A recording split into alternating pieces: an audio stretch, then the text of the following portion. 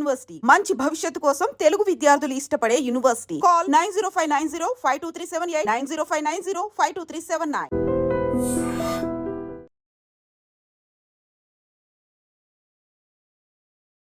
భారత్తో యుద్ధానికి ఎంతమంది మద్దతిస్తారు?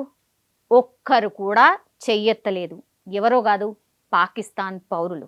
ఇది కత్తులు దూసే కాలం కాదు, అలాగే రక్తం కళ్ళ చూస్తేనే శత్రువు లొంగిపోతేనే విజయం అనుకునే రోజులు అసలు ఎప్పుడో పోయినాయి. బొందిలో ప్రాణం ఉన్నా ఊపిరి ఆపేయొచ్చు, బల ప్రయోగం చేయకుండానే కాళ్ళు చేతులు కట్టేయొచ్చు.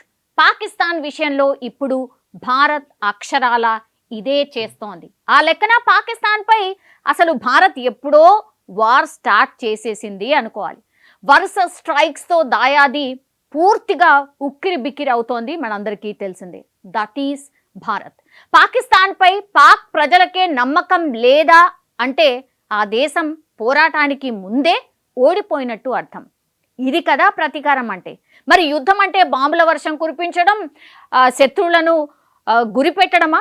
విమానాలు శత్రుదేశంపైకి దూసుకు వెళ్తేనే సమరం చేసినట్ట, క్షిపణులు ఎక్కుపెడితేనే సమరభేరి మోగినట్ట?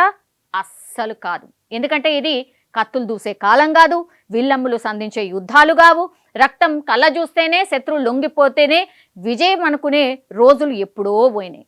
సో బొందులో ప్రాణం ఉన్న ఊపిరి ఆపేయొచ్చు, బల ప్రయోగం చేయకుండానే కాళ్ళు చేతులు కట్టేయచ్చు. పాకిస్తాన్ విషయంలో ఇప్పుడు భారత్ చేస్తుంది ఇదే. ఆ లెక్కన పాకిస్తాన్పై అసలు భారత్ ఎప్పుడో వార్ స్టార్ట్ చేసేసింది కదా. వరుస స్ట్రైక్స్తో దాయాదిని ఉక్కిరి బిక్కిరి చేసేస్తున్నాం కదా మనం. సో వాటర్ స్ట్రైక్స్తో పాకిస్తాన్పై యుద్ధం మొదలు పెట్టేసింది భారత్. సింధు నదీ జలాల ఒప్పందాన్ని రద్దు చేయడం శత్రువు ఊహకైనా అసలు అందని మేజర్ అటాక్ అది. ఇప్పుడు ఆ నదిపై 6 జల విద్యుత్ ప్రాజెక్టులు నిర్మించబోతున్నాం మనం. అది మేరా భారత్. సింధు ఒప్పందం ప్రకారం ఏ నిర్మాణం చేపట్టాలన్నా కూడా 6 నెలల ముందు పాకిస్తాన్కు సమాచారం ఇవ్వాలి. కానీ అసలు ఒప్పందమే రద్దయిపోయింది కదా. పాకిస్తాన్కి అసలు చెప్పడానికి ఏం లేదు, చేసుకుంటూ పోవడం మాత్రమే ఉంది. చినాబ్ నదిపై సలాల్ డ్యామ్, బాగ్లిహార్ డ్యామ్ గేట్లను మూసేయడంతో ఇప్పుడు పాకిస్తాన్ ఆల్మోస్ట్ గొంతు ఎండిపోయిన పరిస్థితి, నీళ్లు లేనటువంటి పరిస్థితి. సో బయటికి వెళ్తే తలెత్తుకోలేకపోతున్నాం. ఇది పాకిస్తాన్ జర్నలిస్టులు చెప్తున్నటువంటి మాట. ఉగ్రవాదులను పెంచి పోషించింది, దేశాన్ని సర్వనాశనం చేస్తున్నారనే కోపంతో రగిలిపోతున్నారు పాక్ ప్రజలు. సో ప్రజల్లో ఎంత అసహనం ఉందో చెప్పేందుకే ఇప్పుడు ఇస్లామాబాద్లోని లాల్ మసీద్లో జరిగినటువంటి సంఘటన నిదర్శనం అని చెప్పొచ్చు. ఎందుకంటే భారత్తో యుద్ధం జరిగితే ఎవరు మా వెంట నిలుస్తారని మౌలానానే అడిగారు ప్రజల్ని. ఒక్కరంటే ఒక్కరు కూడా చెయ్యి లేపలేదు, పైకి ఎత్తలేదు. పాక్లోని అంతర్గత రాజకీయాలు కావచ్చు, ఆర్థిక సంక్షోభంతో అక్కడి ప్రజలు పూర్తిగా విసిగిపోయారు. పాలకులతో పాటుగా ఇప్పుడు సైన్యం పైన కూడా నమ్మకం కోల్పోతున్నారు అక్కడ ఉన్నటువంటి ప్రజలు. భారత్తో కయ్యానికి కాలు దువ్వుతున్న పాకిస్తాన్కి ఇంతకంటే ఘోర అవమానం ఏమన్నా ఉంటుందా? ఇస్లామాబాద్ లాల్ మసీద్లో ముస్లింలు ప్రత్యేక ప్రార్థనలు కార్యక్రమాలు చేపట్టిండ్రు అక్కడ. ఈ ప్రత్యేక ప్రార్థనలో ముస్లిం మత పెద్దలు పాల్గొని వాళ్ళకి దిశానిర్దేశం చేయబోయారు. ప్రపంచవ్యాప్తంగా కూడా ఉద్రిక్త పరిస్థితులు ఉన్నాయి కాబట్టి భారత్ పాక్ యుద్ధానికి ఎంతమంది మద్దతిస్తారు అని మత పెద్దలే వాళ్ళ అక్కడ ఉన్నటువంటి మసీదులో ఉన్నటువంటి పౌరుల్ని అడిగిండ్రు. అయితే ఈ ప్రశ్నకు అసలు వాళ్ళు కూడా షాక్ అయిపోయినరేమో. మేబీ జవాబే దొరకలేదు అక్కడి నుంచి. ఒక్క పాక్ పౌరుడు కూడా యుద్ధానికి మద్దతు తెలియజేయలేదు.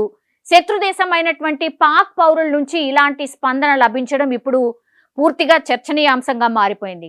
పాక్ సహా ముస్లిం దేశాల్లో ముస్లింలను ఊచకోతకొస్తున్నారు. కానీ భారత్లో అలాంటి పరిస్థితులు లేవని ముస్లిం మత పెద్దలు అభిప్రాయం కూడా పడుతున్నారు. సో కాశ్మీర్ అందాలను ఆస్వాదిద్దామని సరదాగా వెళ్ళినటువంటి మన పౌరులు విగత జీవులుగా తిరిగి రావడం దేశంలో తీవ్ర పరిణామాలకు దారి తీసింది. ఈ క్రమంలోనే పాక్ కవ్వింపు చర్యలకు కూడా పాల్పడుతోంది. భారత్ ఆర్మీ పనితీరును చూస్తే రేపు యుద్ధం వస్తే ధీటుగా జవాబిస్తుందనే మాటలు అంతటా వినిపిస్తున్నాయి.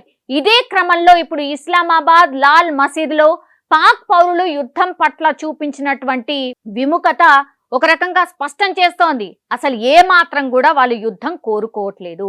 పోను పోను ఏం జరుగుతుందనే టెన్షన్ ఇప్పుడు ప్రస్తుతం పాకిస్తానీల్లో కనిపిస్తోంది. నిజంగా ప్రస్తుతం ఉన్నటువంటి సమాజం దేనికి ప్రయారిటీ ఇస్తుంది? ఆర్థిక సంబంధాల చుట్టూ మాత్రమే తిరుగుతోంది. మళ్ళీ ఎన్నికలంగానే చాలా విరక్తి కలుగుతాను. మంచి అనిపిస్తుంది కదా, లేడీస్ కూడా ఛాలెంజింగ్ జాబ్స్ చేసినప్పుడు చాలా బాగుంటది. ట్రాఫిక్ అసిస్టెంట్స్ గా నియమించిన ట్రాన్స్జెండర్స్ అందరితో సాల్యూట్ చేయించుకుంటున్నారు. ఫుడ్ డెలివరీ ఇవ్వటానికి వెళ్ళినటువంటి డెలివరీ బాయ్ అనిల్ పై కళ్ళ ముందు పెళ్ళండి